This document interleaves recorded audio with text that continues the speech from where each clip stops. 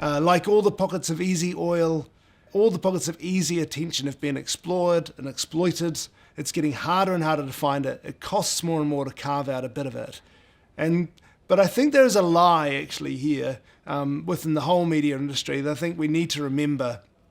They think that they can actually buy our attention, but you know very well when you're sitting on the couch or when you're looking at your phone, your attention can never truly be bought.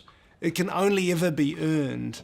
All we need to do is look away, choose to look somewhere else, and that whole spend that brand has made to try and get your attention, it's completely wasted.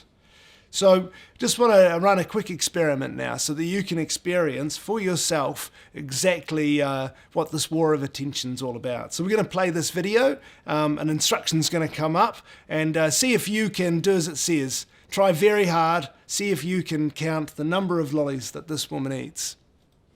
This is a selective attention test. How many gumdrops is the person eating?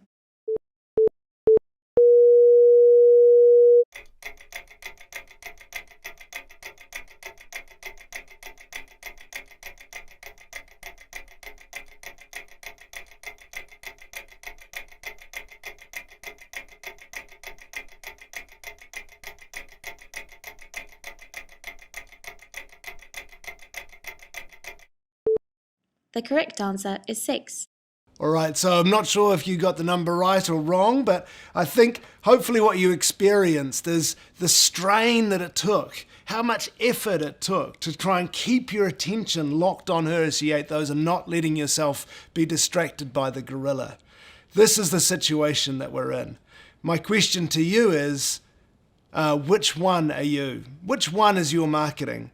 Are you trying to be this thing that no one actually wants to give attention, that people have to strain in order to give their attention to?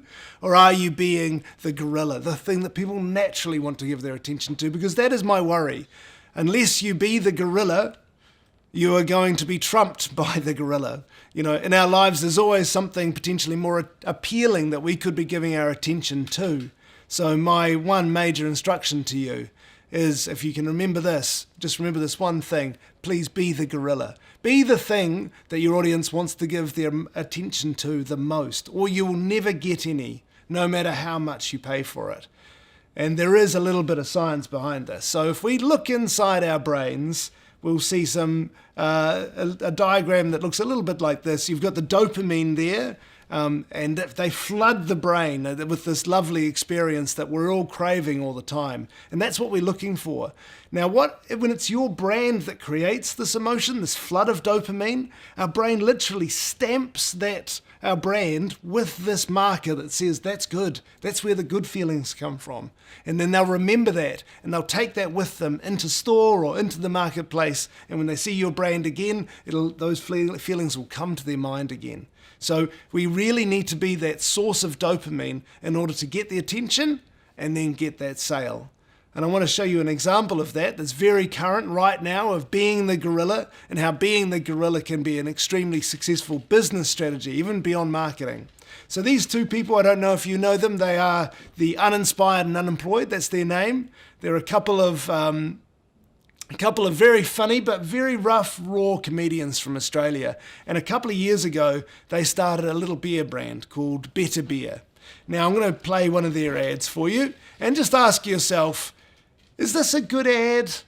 Is this an ad that you would approve and say yes to? If it hadn't been for Cotton Eye Joe, I'd been married a long time ago. Where did you come from? Where did you go? Where did you come from, Cotton Eye Joe? If it hadn't been for Cotton Eye Joe, I'd been married a long time ago. Where did you come from? Where did you go? Where did you come from, Cotton Eye Joe? Yeah.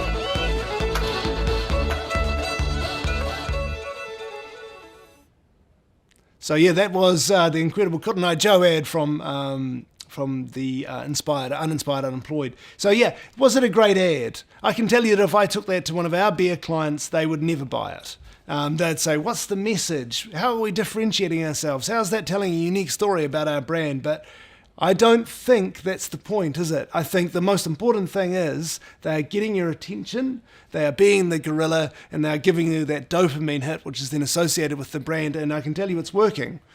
$50 million this beer brand has made in the last 15 months, and these two comedians are getting a nice large share of that, which is fantastic. So you can build a brand just with attention alone.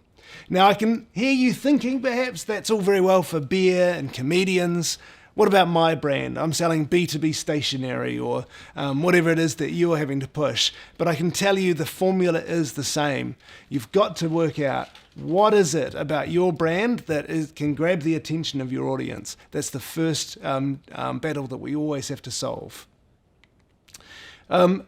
This is the trap we otherwise fall into. So you can see this cartoon here. You've got someone standing in front of an audience. That someone's often me, and I'm explaining to everybody, as you can see, our marketing proposition is much more persuasive than our competitor's stupid baby ad.